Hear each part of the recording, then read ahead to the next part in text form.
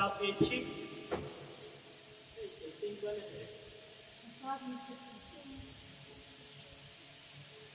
Heading लगाओ,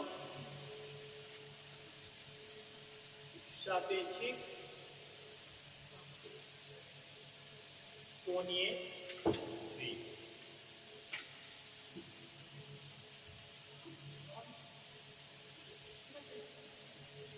सापेक्षिक कोणीय वेग क्या होता है, ध्यान से समझना, ठीक है।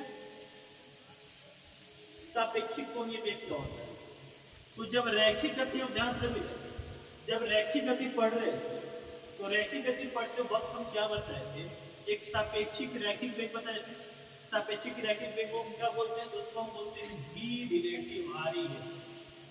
जैसे करने का मतलब कि मान लिया जाए कि एक है सीधी सड़क और ये सीधी सड़क पर एक गाड़ी ऐसे चल रही है, एक गाड़ी हो गई ऐसे वो जा रही है और वो जा रही है इस तरफ v1 वेग से, ठीक है। दूसरा जो गाड़ी है वो भी इसी सड़क पर जा रही है और ऐसे वो जा रही है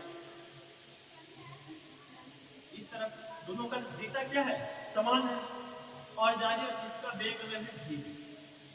तो अगर मान लो कि a के सापेक्ष b का वेग निकालना हो या फिर b के सापेक्ष a का वेग निकालो। अभी हम मान लें कि b के सापेक्ष a के सापेक्ष किसका वेग निकालते हैं, b का। तो क्या लिखते हैं कि अगर b velocity of b with respect to a, यानी कि a के सापेक्ष, इसको उल्टा पढ़ेंगे कि a के सापेक्ष किसका वेग, b का वेग। और इसको क्या लिखते हैं, इसको हम लिखते हैं v माइनस v, इस तरह से लिखते थे। और जब दोनों जब समान दिशा में जा रहा होता है तब, यही अगर विपरीत दिशा में जा रहा, अगर मान लीजिए गाड़ी ऐसे ना जाके अगर वो इस तरह से जा रही होती, इस तरह से, और v को इस तरह से, इसको v और ठीक है। तो अगर v इस तरह से होता, v इस तरह से, तो हम क्या कर रहे होते, तो अब अगर हमें velocity of v with respect to a लिखना होता तो हम लिखते क्या कि v माइनस प्लस क्या होता है, और ऐसा क्यों हुआ, तो क्योंकि इसकी दिशा क्या हो गई, उल्टा, अपोजिट, और अपोजिट डायरेक्शन होने की वजह से वेलोसिटी में क्या हो जाएगा, अपोजिट वेलोसिटी यानी वेग। और वेग कैसी राशि है, सदिश राशि, और सदिश राशि होने की वजह से अगर दिशा चेंज होगा तो वेग भी क्या हो जाएगा, चेंज। बात समझ रहे हैं? तो इसी तरह से वृत्ताकार गति में भी हम सापेक्षिक कोणीय वेग की हम बात करेंगे। और सापेक्षिक कोणीय वेग का चिन्ह क्या होता है, ओमेगा, और सापेक्षिक क्या लगाते हैं, आर ई एल, और इसको पढ़ देंगे हम सापेक्षिक कोणीय वेग, इसको हम रिलेटिव एंगुलर वेलोसिटी के नाम से इंग्लिश में जानते हैं, और इसको हम ओमेगा आर ई एल लिख के छोड़ते। इसका मतलब क्या, इस सापेक्षिक कोणीय वेग की बात करते। अब सापेक्षिक कोणीय वेग क्या हो सकता है, तो मान लो कि एक वृत्त या फिर एक वृत्त को, मान लो कि ये हो गया आपका चार्जर हो गया, इस चार्जर को आप ऐसे गोल गोल जब इसको अब अगर इसको ऐसे गोल गोल घुमा रहे हैं, गोल गोल घुमा रहे हैं, एक क्या होगा, अब इसी पथ पर एक और हमको एक कण को घुमाए, इसी पथ पर एक और कण, दूसरा कण भी जरा, इसको भी इसी तरह से गोल गोल गोल गोल घुमाए, दोनों कण इस तरह से गोल गोल घूमेगा, ठीक है। और मान लीजिए कि पहले कण का जो वेग है, कौन सा वेग, कोणीय वेग जो है वो है ओमेगा ए, पहले कण का कोणीय वेग क्या मान लीजिए, ओमेगा ए, और दूसरे कोण का कोणीय वेग अगर मान लें तो कितना, तो ओमेगा बी। तो अगर हम यहाँ पर सापेक्षिक कोणीय वेग की बात करेंगे, जैसे आप मान लो कि एक वृत्त है,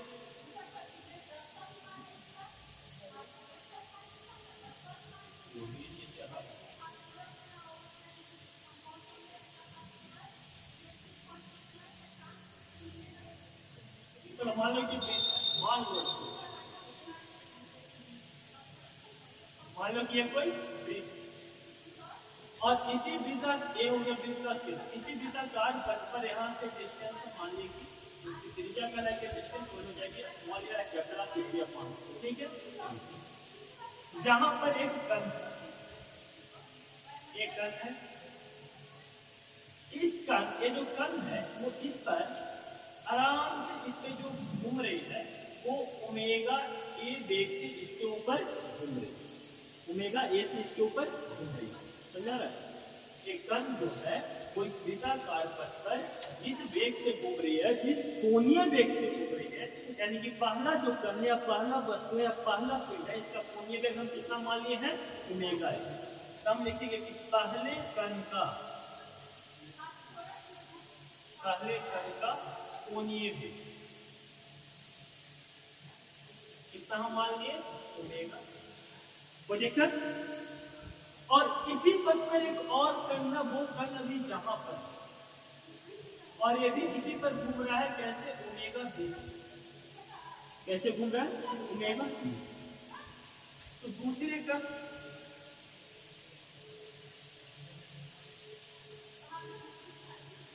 दूसरी कण कोणीय वेग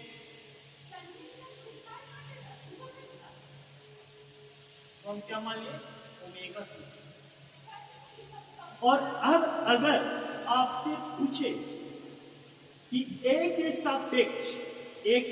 सापेक्ष बी का कोणीय वेग क्या होगा, यानी कि below omega of B with respect to A, इसको हम क्या पढ़ेंगे? तो इसको हम पढ़ेंगे, अगर हम omega of B with respect to A निकाले, यानी कि ए के सापेक्ष बी का कोणीय वेग, ओमेगा किसका?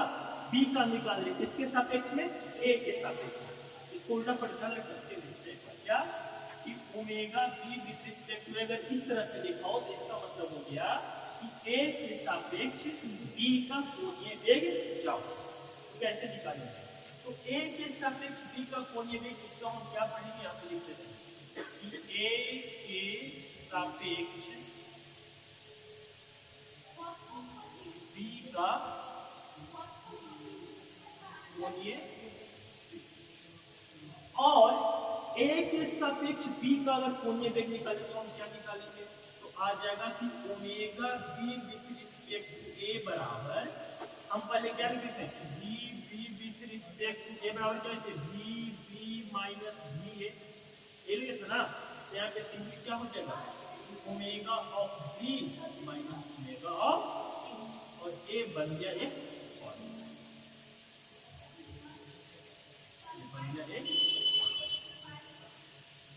बस में। और इसी को हम बोलते हैं ओमेगा रिलेटिव। रिलेटिव का मतलब क्या?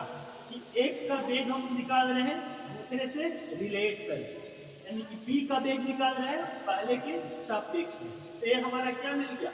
ओमेगा रिलेटिव, या फिर इसको हम बोलेंगे सापेक्षिक कोणीय वेग। और सापेक्षिक कोणीय वेग को किसका सापेक्षिक, किसके सापेक्ष में किसका कोणीय वेग निकाले? तो ए के सापेक्ष में हम बी का कोणीय वेग निकाले, ए के सापेक्ष में बी का कोणीय वेग। अब जैसे मान लो कि आपको दे दिया कि एक जो है वो मान लीजिए आपको दिया कि एक पहला जो पार्टिकल है वो 10 पाई रेडियन पर सेकंड के स्पीड से अधिक पर सेकंड, हाँ 10 पाई रेडियन पर सेकंड की स्पीड से वो एंगुलर स्पीड से, यानी कोणीय वेग की स्पीड से वो घूम रहा है। ठीक है। और दूसरा जो है वो मान लो कि 20 पाई रेडियन पर सेकंड, दूसरा जो है ओमेगा भी कितना है? 20 पाई रेडियन पर सेकंड। तो बताओ कि सापेक्षिक कोणीय वेग क्या होगा, और किसके सापेक्ष? ए के सापेक्ष बी का, तो सिंपली 20 माइनस 10 कर देंगे, सापेक्षिक निकल जाएगा। समझ में आया? तो ये था सापेक्षिक कोणीय। जब यहाँ पे हम सापेक्षिक कोणीय वेग निकाल रहे हैं, जब हम यहाँ पे सापेक्षिक कोणीय वेग निकाल रहे हैं, तो इस सापेक्षिक कोणीय वेग को क्या हम आवर्त काल से कोई संबंध स्थापित कर सकते हैं?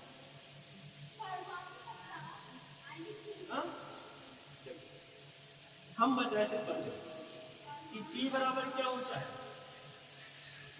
2 पाई बटा ओमेगा। क्या हुआ? मुस्कुरा रही हूँ, अब शर्मा गई का।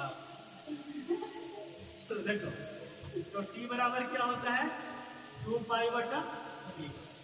ये तो पहले बता चुके हैं, आवर्तकाल और कोणीय वेग में संबंध। क्या हम इस ओमेगा को ओमेगा रिलेटिव मान सकते हैं? हम इस ओमेगा को हम ओमेगा कोणीय वेग लिख के सापेक्षिक कोणीय वेग कोई दिक्कत। हम यहाँ पे आवर्त काल बराबर 2 पाई बटा ओमेगा जानते हैं।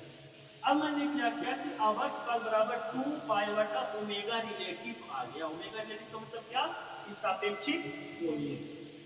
और यहाँ से हमारा सापेक्षिक कोणीय वेग कितना आया है, तो 2 पाई बटा ओमेगा रिलेटिव हमारा कितना आ गया है, तो omega of B minus omega of. कोई दिक्कत। अब इस रिलेशन को ध्यान से देखो, इसकी बात को समझो। क्या हम एक दूसरे के सापेक्ष में आवर्तकाल की बात कर सकते हैं या नहीं? क्या हम एक दूसरे के सापेक्ष में आवर्तकाल की बात कर सकते हैं या नहीं? कर सकते हैं। मान लो कि ये वाला कण जो है वो एक चक्कर जो है वो t1 सेकेंड में पूरा, और एक सेकेंड में कितना चक्कर, यानी कि एक चक्कर करने में कितना सेकेंड लग रहा है, उसको हम क्या बोलते हैं, आवर्तकाल। एक चक्कर पूरा करने में कितना समय लग रहा है, उस समय को क्या बोलते हैं, आवर्तकाल। तो मान लीजिए ये वाला पार्टिकल जो है तो एक चक्कर पूरा यहाँ पर मान लीजिए कि t1 सेकेंड में पूरा, कितने सेकेंड में, t1 सेकेंड। और ये वाला जो पार्टिकल है, ये पूरा ये वाला पार्टिकल है, दूसरा कण या फिर दूसरा कण जो है ये एक चक्कर मान लो कि t2 सेकेंड में पूरा कर रहा है। तो क्या हम ये कह सकते हैं कि t1 जो है, अब t1 क्या बन गया, तो पहले कण का आवर्तकाल। ऐसा कर सकते हैं नहीं? जब पहला कण एक चक्कर t1 सेकेंड में पूरा कर ले रहा है तो हम क्या बोलते हैं, t1 जो है क्या है, पहले कण का क्या है, आवर्तकाल। t2 जो है वो एक चक्कर पूरा कितने देर में कर ले रहा है, सॉरी t2 नहीं, दूसरा कण जो है वो एक चक्कर पूरा कितने देर में कर रहा है, t2 सेकेंड में। तो क्या हमें ये ऐसा है कि t2 जो है वो दूसरे कण का आवर्तकाल है।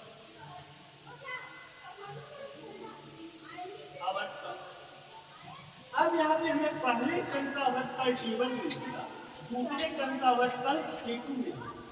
क्या हम यहाँ पे पहले कण के लिए अगर ओमेगा निकालें, यानी कि पहले कण का कोणीय वेग कितना माने है, ओमेगा एक, पहले कण का कोणीय वेग कितना, इधर कितना है, ओमेगा एक। तो अगर ओमेगा निकाले तो क्या लिखेंगे, t बराबर क्या लिखते हैं, 2 पाई बटा ओमेगा, तो ओमेगा बराबर क्या हो जाएगा, 2 पाई बटा t, यानी कि 2 पाई बटा t1, ऐसा लिख सकते हैं। और इसी तरह से ओमेगा बी बराबर में हम क्या लिख सकते हैं, 2 पाई बटा 8। कोई दिक्कत।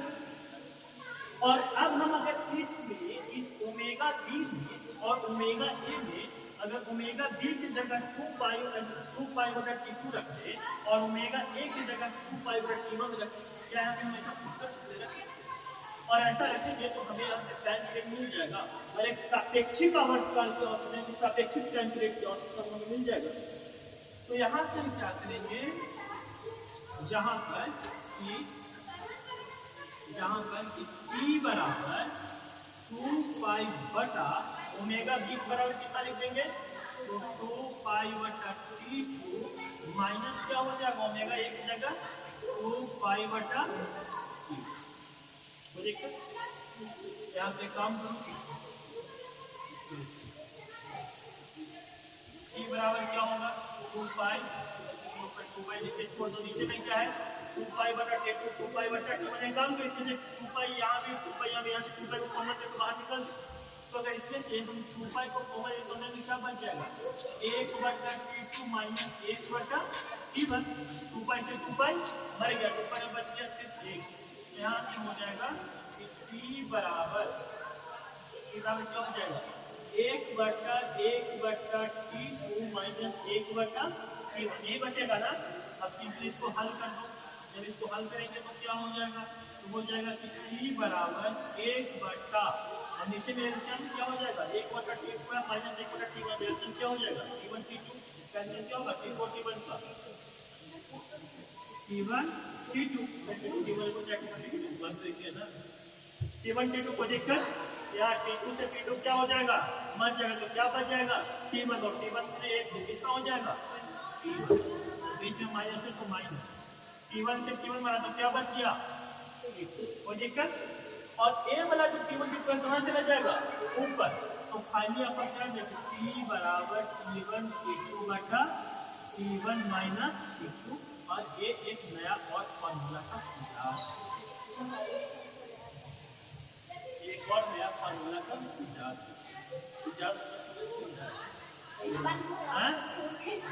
चलम गया। ठीक है, तो इसको भी याद रखना, ये भी इम्पोर्टेंट है। और इस रिलेशन को भी याद रखना, ये भी इम्पोर्टेंट है। और इस रिलेशन को भी याद रखना, ये भी। और ध्यान में रखना कि T1 क्या है तो पहले क्रम का अवकल, T2 क्या है दूसरे क्रम का अवकल।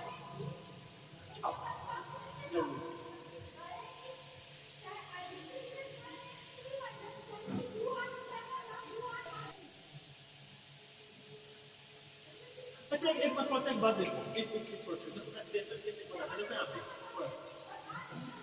अगर ओमेगा बी और ओमेगा ए दोनों इक्वल हो जाए, अगर ओमेगा बी बराबर ओमेगा ए इक्वल हो जाए और बराबर में क्या आ जाए ओमेगा, इसका मतलब क्या होगा ओमेगा बी बराबर ओमेगा ए के बराबर ओमेगा, मतलब कि पहले कण का कोणीय वेग और दूसरे कण का कोणीय वेग दोनों क्या हो जाए इक्वल, समान हो जाए। ये भी अगर 10 के स्पीड से चलेगा तो ये भी 10, ये अगर 10 पाई रेडियन पर सेकंड के स्पीड से चल रहा है, वेग से चल रहा है, तो ये भी 10 पाई रेडियन अगर 10 पाई रेडियन पर सेकंड की वेग से, अगर दोनों समान वेग से चलेगा, समान कोणीय वेग से चलेगा, तो टाइम पीरियड के ऊपर क्या फर्क पड़ेगा। तो ओमेगा बी और ओमेगा ए दोनों क्या हो गया इक्वल, यानी कि अगर हम यहाँ से ओमेगा रिलेटिव अगर देखें तो ओमेगा रिलेटिव क्या लिखे थे omega T minus omega A, और दोनों क्या है इक्वल है, यानी कि यहाँ भी अब क्या हो जाएगा, यहाँ भी ओमेगा और यहाँ भी ओमेगा, तो ओमेगा माइनस ओमेगा क्या हो जाएगा जीरो, क्या हो जाएगा जीरो। यानी कि इसका जो ओमेगा जो रिलेटिव आएगा सापेक्षिक कोणीय वेग वो क्या हो जाएगा शून्य, और जब सापेक्षिक कोणीय वेग शून्य हो जाएगा तो टाइम पीरियड कितना हो जाएगा, यानी कि आवर्तकाल हो जाएगा, आवर्तकाल क्या हो जाएगा। तो ये भी एक बात याद रखना, तो जब सापेक्षिक कोणीय वेग क्या हो जाता है शून्य हो जाती है, यानी कि दोनों कण का कोणीय वेग क्या हो जाएगा समान। सापेक्षिक कोणीय वेग शून्य कब हो सकती है जब दोनों कण का कोणीय वेग समान हो सकता है। तो जब दोनों कण का कोणीय वेग समान हो जाएगा, यानी कि सापेक्षिक कोणीय वेग क्या हो जाएगा समान, यानी कि ओमेगा रिलेटिव जीरो, और जब ओमेगा रिलेटिव जीरो तो टाइम पीरियड क्या हो जाएगा। और यही कहानी होती है हमारे ग्रहों के साथ, ये है इनफाइनाइट अनंत, इसका मतलब है अनंत, हरि अनंत हरि कथा अनंत। इस रिलेशन को भी याद रखिए। हो गया,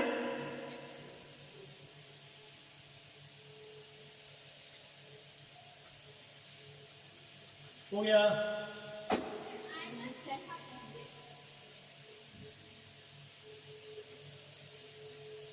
अब इसके बाद कहानी आती है कोणीय त्वरण, कोणीय त्वरण।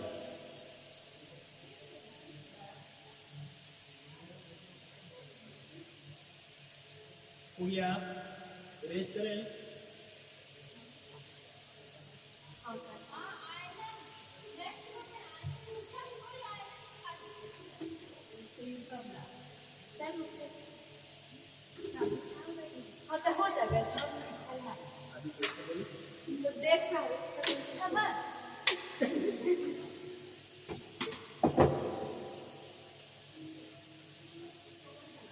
तुमसे मांग रहा है चार्जर, 50 रुपए का चार्जर 5 मिनट में फोन को चार्ज कर देता है। हो गया, अब हेडिंग लगाओ कोणीय त्वरण।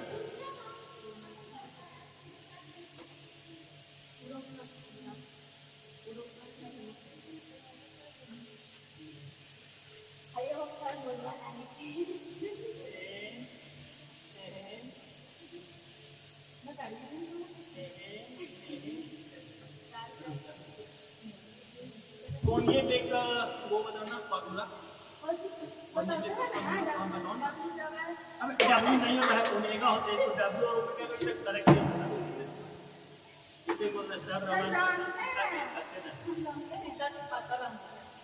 सीता का पता नहीं। तो देखो कड़ी में लगाओ कोणीय त्वरण। कोणीय त्वरण को एंगुलर एक्सेलरेशन के नाम से जानते हैं। इसको हम दर्शाते हैं अल्फा से। यह है अल्फा, याद रखना अल्फा। तो कोणीय त्वरण को हम अल्फा के नाम से अल्फा से दर्शाते हैं। तो कोणीय त्वरण होता क्या सबसे पहले? तो त्वरण क्या होता है? त्वरण का परिभाषा क्या बताते हैं?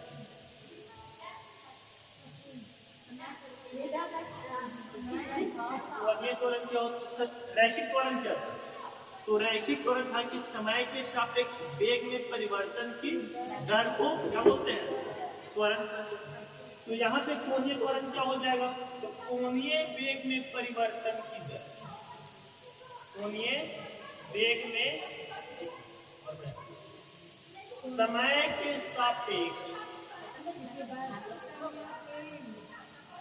समय के सापेक्ष कोणीय वेग में परिवर्तन की दर।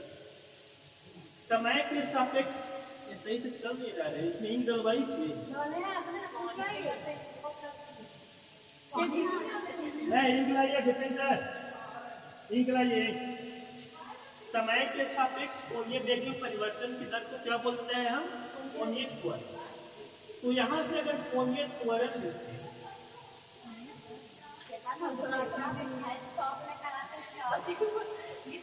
अगर यहाँ से कोणीय त्वरण का फॉर्मूला तो क्या लिखेंगे? कोणीय त्वरण का फॉर्मूला क्या हो जाएगा?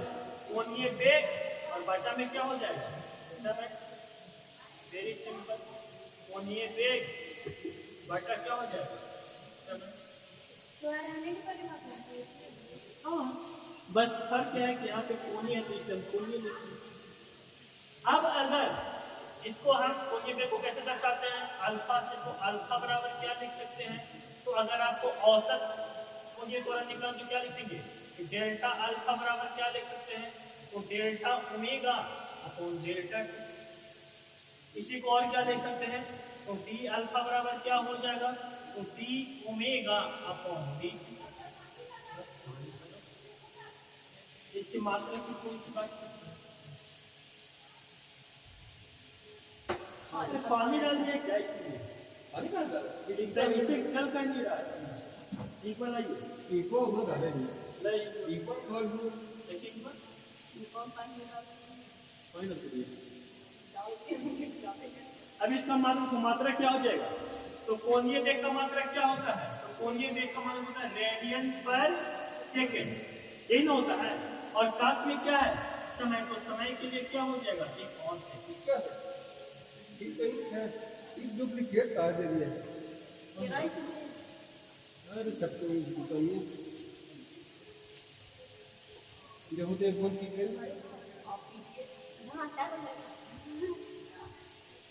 इसलिए कि मैं कंजेस्ट इसे बीम को घुमा सकते हैं।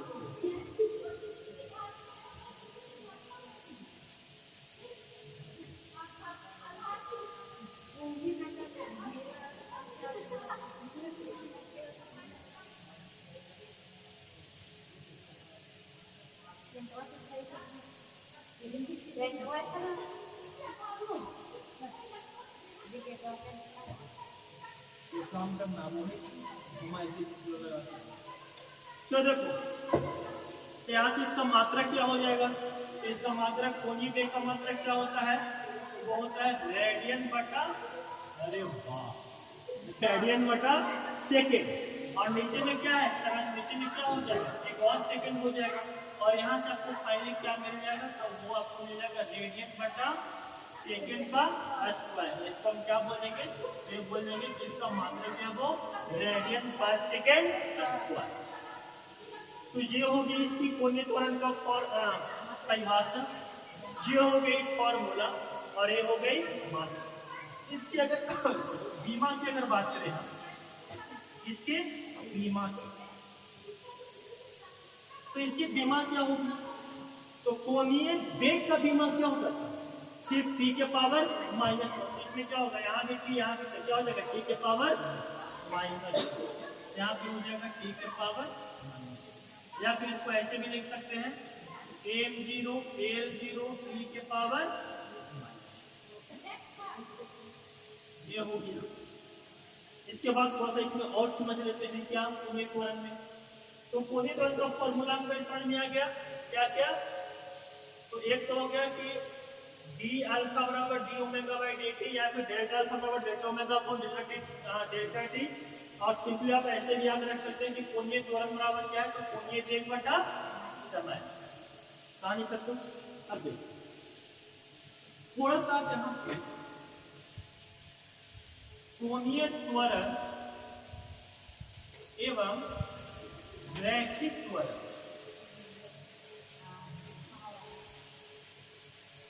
रैखिक त्वरण में संबंध, कोणीय त्वरण और रैखिक त्वरण में संबंध कैसे स्थापित करें, क्या संबंध है?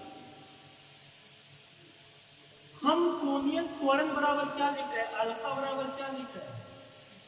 जी ओमेगा अपॉन डी। ये लिख रहे हैं, याद है वो? अल्फा बराबर कोणीय त्वरण बराबर क्या लिख रहे हैं? अल्फा बराबर डी ओमेगा बटा डी। अच्छा याद करो, डी ओमेगा बराबर क्या होता है? डी ओमेगा, डी ओमेगा आप जैसे डी ओमेगा करो। अब हमको ये बताओ कि ओमेगा क्या है यहाँ पर? कोणीय वेग है। तो कोणीय वेग और रैखिक वेग में क्या संबंध था? कोणीय वेग और रैखिक वेग में, कोणीय वेग और रैखिक वेग में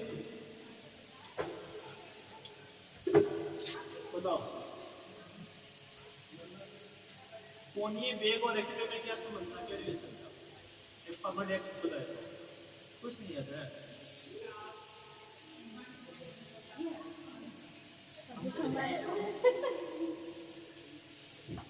देखो डी ओमेगा एक फॉर्मूला बताया कि ओमेगा बराबर जी अपॉन आर होता है, जहां पर जी होता है क्या? रैखिक वेग, आर होती है त्रिज्या और ओमेगा होता है कोणीय वेग। तो क्या हम इसको लिखेंगे डी ओमेगा बराबर डीवी अपॉन आर। और जब डी ओमेगा बराबर डीवी अपॉन आर, तो क्या इस डी ओमेगा की जगह हम डीवी अपॉन आर लिख सकते हैं? और जब डीवी अपॉन आर लिखते हैं, यहाँ पे सिक्का है कि अल्फा बराबर डी ओमेगा, क्या लिख देंगे कि डीवी अपॉन, डीवी को नीचे ही छोड़ देंगे और साथ में क्या हो जाएगा? आर, और आर क्या? कोई दिक्कत यहाँ तक? कोई दिक्कत? और ये चीज तो हमें पता है कि ए बराबर रैखिक त्वरण बराबर क्या होता है? dv upon dt। तो क्या हम इस पूरे dv अपॉन dt के जगह पर a लिख सकते हैं? और a क्या है? रैखिक त्वरण है। तो यहां से आ जाए कि अल्फा बराबर, फिर तो इसे चलने लगा, अल्फा बराबर क्या हो जाएगा कि a बटा r। अल्फा बराबर a बटा r। तो एक तो ये फॉर्मूला हो गया, और दूसरा यहाँ से a बराबर क्या हो जाएगा? तो अल्फा क्रॉस r, और यहाँ पे लगा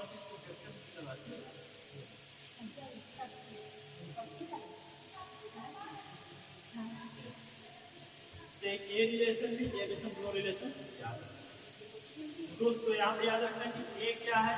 तो ए बराबर जो है वो है रैखिक त्वरण। डेट एक्सपायरी है।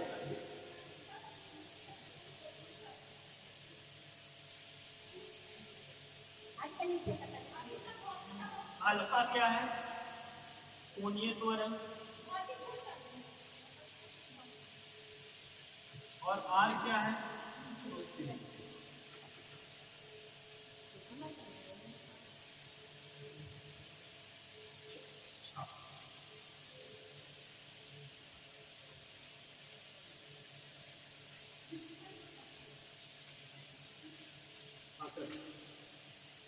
याद कर ले, दिमाग तेज होना लगा।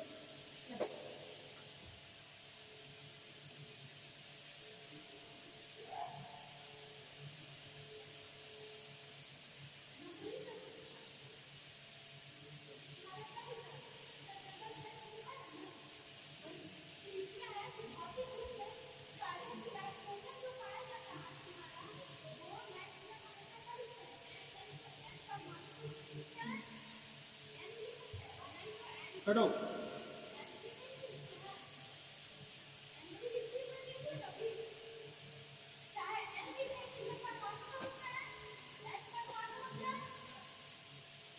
हो गया।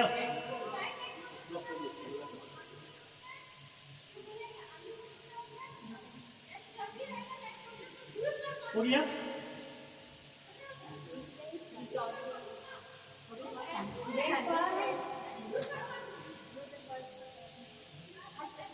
इरेज करें इसको।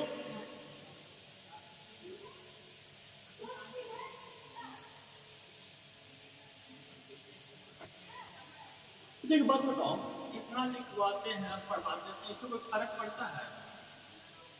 हाँ?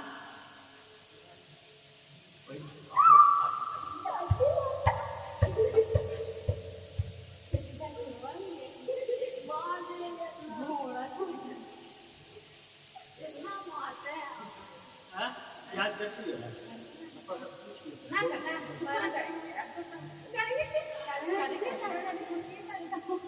चलो बताना थोड़ा सा। हाँ? अभी नहीं बताएंगे, थोड़ा पूछेंगे इसके बाद बताएंगे।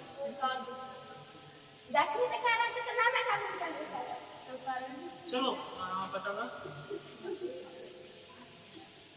कि अगर किसी कण को सीधा ऊपर की u वेग से प्रक्षेपित करते हैं तो कण द्वारा तय की गई अधिकतम दूरी क्या होगी? फॉर्मूला बताओ।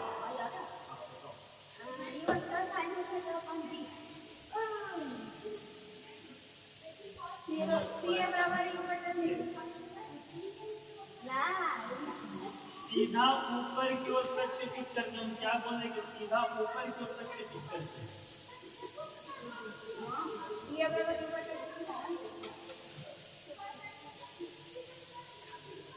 चलो आगे की कहानी। अल्फा के ऊपर और भी बात करेंगे, लेकिन थोड़ा सा सबके बाद। हाँ पता है, देखेंगे।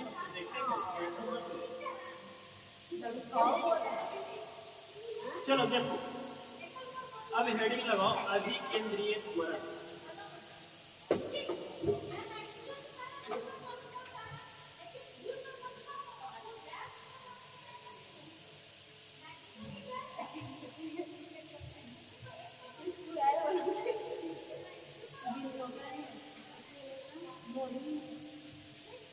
अभिकेंद्रीय त्वरण, जिसको हम इंग्लिश में बोलते हैं सेंट्रीपिटल एक्सेलरेशन। कैसा पिटल?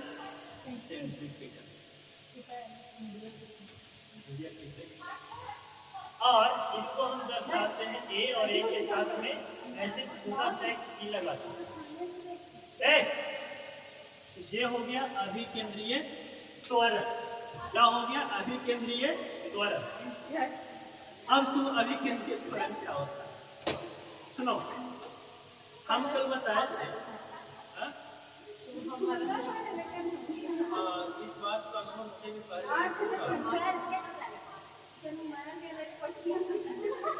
नहीं। देखो, चूहा मरना किसे है? जहर खा जाए कहीं और से और मर जाए किसी और के यहाँ से। अगर चूहा मरने पर केस हुआ तो क्या होता? चूहा अगर जहर खा के मरता और उस पर भी अगर पुलिस केस हुआ तो क्या होता? नहीं, जिसके यहाँ जाकर मरता सबसे ज्यादा बेचारा वो बिना बच्चे के परेशान हो जाता। अरे हम ना के लिए होती थी, कोई और से खा लिया तो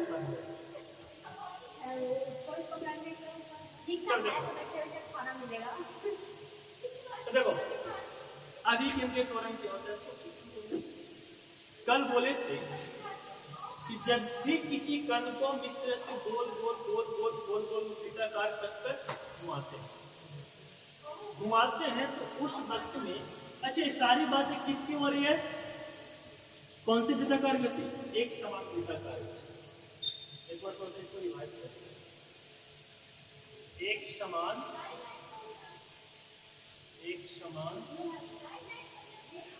वृत्ताकार और एक समान वृत्ताकार गति का एक समान वृत्ताकार गति, ये सबसे इंपॉर्टेंट है। और एक समान वृत्ताकार गति करने का मतलब क्या? इसमें चाल जो है, चाल हमेशा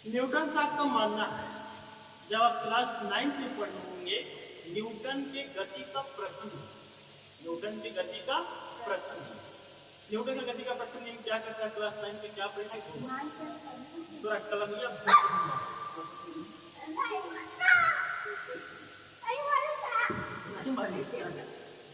चलो बताओ, न्यूटन की गति का पहला नियम क्या करता है? जड़त्व का नियम। जड़त्व का नियम क्या है कि अगर कोई वस्तु विरामावस्था में है तो विरामावस्था में रहेगी, अगर वो किसी नियत वेग से गतिशील है तो वह उसी नियत वेग से गतिशील है। ठीक है, फिर से न्यूटन के गति का पहला नियम जड़त्व का नियम है, और जड़त्व का नियम कहता है कि अगर कोई वस्तु विरामावस्था में गतिशील है तो वह विरामावस्था में ही गतिशील रहेगी, और अगर वो किसी नियत वेग से अगर गतिशील भी कर रही है, पहला बात तो विरामावस्था उसी अवस्था में रहे, लेकिन अगर मान लिया जाए कि वो किसी नियत वेग से गतिशील, तो वह गति में ही उसी नियत वेग से गतिशील रहेगी, उसके वेग में कोई परिवर्तन नहीं आएगा। और वही न्यूटन के गति का दूसरा नियम क्या करता है? किसी वस्तु के वेग में परिवर्तन और उसके दिशा में परिवर्तन, वेग की दिशा में परिवर्तन। यहाँ पे हमने क्या कहा कि वेग की सिर्फ दिशा परिवर्तन हो रही है, सिर्फ दिशा परिवर्तन हो रही है, परिमाण नहीं। तो न्यूटन की गति का दूसरा नियम क्या करता है? किसी वस्तु के वेग में परिवर्तन, वस्तु के वेग की दिशा में परिवर्तन तब भी आ सकता है जब उस पर कोई बाहरी बल आरोपित होगा। क्या कहता है कि किसी वस्तु के वेग की दिशा में परिवर्तन तभी हो सकता है जब उस वस्तु पर कोई बाहरी बल आरोपित होगा। अब न्यूटन साहब ने बात कह दिया, कह के मर गए।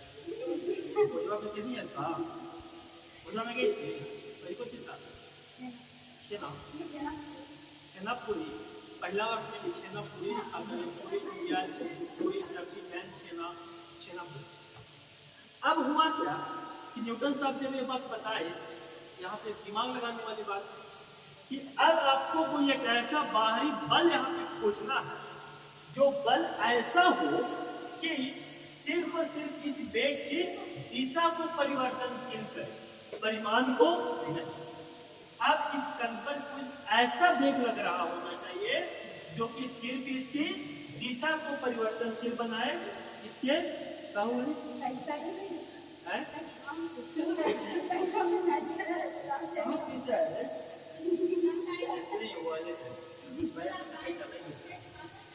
अब चोर है, चेहरा चोर है, पैकेट मार देगा गाड़ी में, गाड़ी में आते हैं, गाड़ी में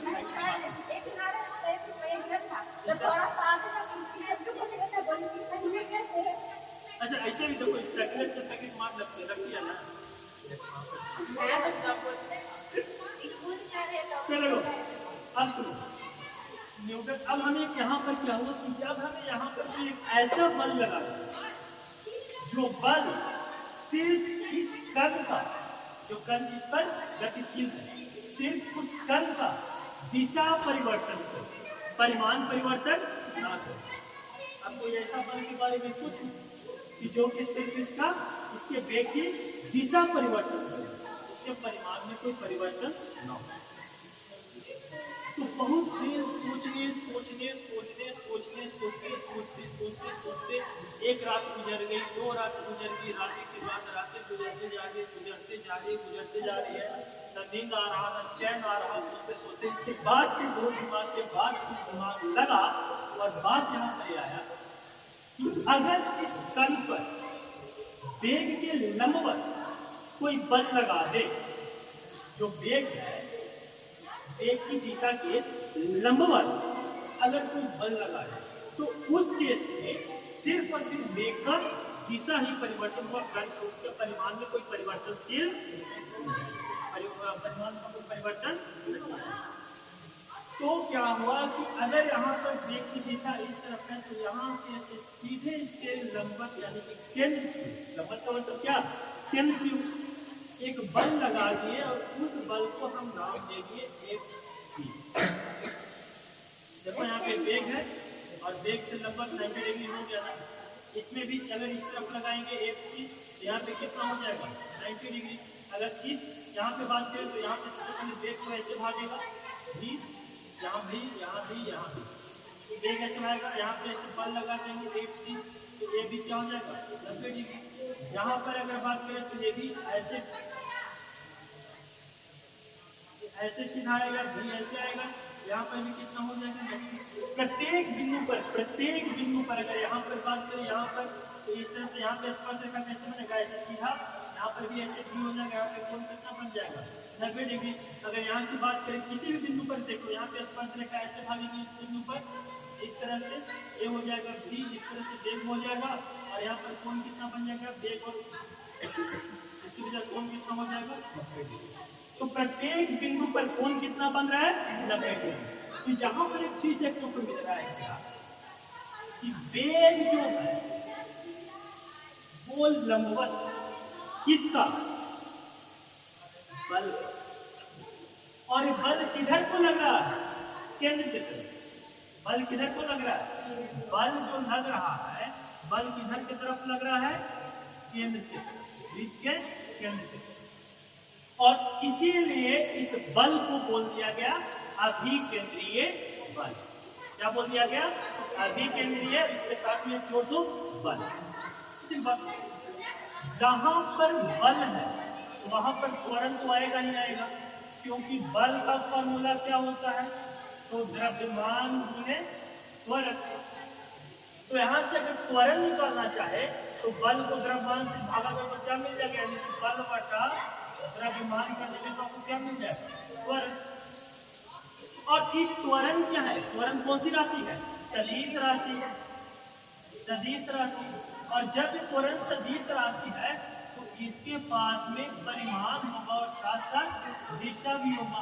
तो इस त्वरण की दिशा किस तरफ इसकी दिशा होगी, तो इसकी दिशा जिस तरफ बल की दिशा होगी उसी तरफ इस त्वरण की दिशा होगी।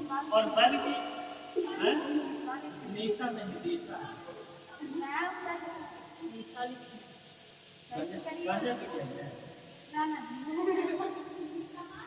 देखो, तो बल की दिशा जिस तरफ हो उसी तरफ किसका दिशा होगा त्वरण होगा। और बल की दिशा किस तरफ हो रही है हर जगह पर केंद्र की तरफ, हर जगह पर किस तरफ केंद्र की तरफ। और इसीलिए इस बल की वजह से जो त्वरण आया इस त्वरण को हम बोल दिए अभिकेंद्रीय त्वरण। क्या बोल दिए अभिकेंद्रीय त्वरण। और यही अभिकेंद्रीय त्वरण जो है, यही अभिकेंद्रीय त्वरण जो उस कण को इस वृत्ताकार पथ पर गति के लिए, इस कण को इस वृत्ताकार पथ पर गतिशील होने के लिए उसको क्या बोलेंगे, उसको मतलब कि वृत्ताकार पथ को घुमाने के लिए उसको मतलब कि उत्तरदायी यही होता है अभिकेंद्रीय बल। अभिकेंद्रीय बल को अगर हटा दे तो कण वृत्ताकार पथ पर गति नहीं कर पाएगा, सीधा वो भाग जाएगा। तो यहाँ पर अभिकेंद्रीय त्वरण ही जो है वो खास करके इस कण को वृत्ताकार पथ पर घुमा रहा है गोल गोल गोल गोल। कोई दिक्कत यहाँ तक अभिकेंद्रीय त्वरण से? अब यहाँ से अभिकेंद्रीय त्वरण की डेरिवेशन, लेकिन वो उसकी कहानी चलो बताओ क्वेश्चन सुनिए।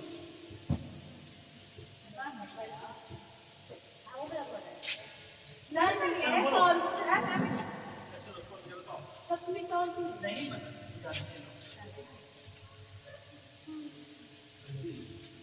चलो बताओ क्वेश्चन बोलो। क्या था क्वेश्चन, क्या था बोलो ना, आंसर सुनना इसका अंदर।